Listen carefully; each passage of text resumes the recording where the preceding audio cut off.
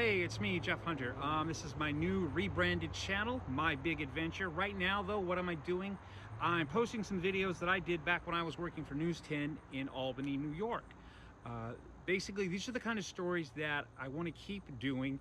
And as we leave New York and head west to Utah, I'm hoping to get to do some more stories just like them. So I hope you enjoy, and stay tuned for new videos. On this History in Bronze, Albany's Nipper.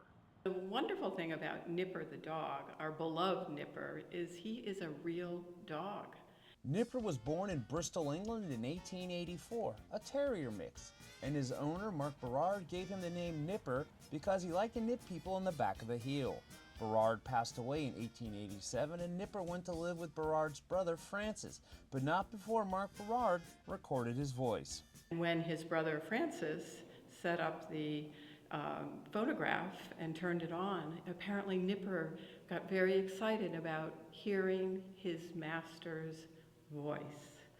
Nipper's new owner, Francis Berard, was an artist and got the idea to paint a painting of Nipper listening to his former master's voice. Then he took it to the company, the phonograph company, to see if they might want to buy it, and apparently they said no. That didn't stop Berard, who then went to the gramophone company, and after a few changes sold the painting and the slogan, his master's voice, for £100, roughly £11,000 today.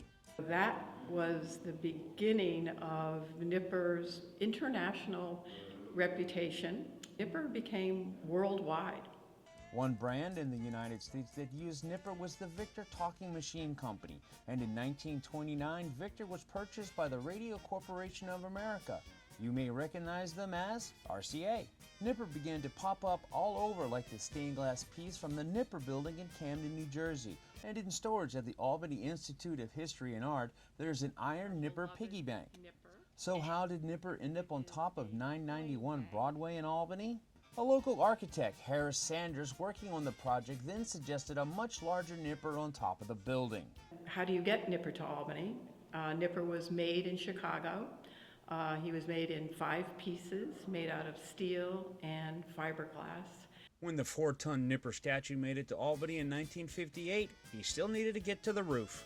McKinney Steel Company devised a plan to create an armature for the top of the building, and they had a 10-story crane, and they installed Nipper on the top of the building.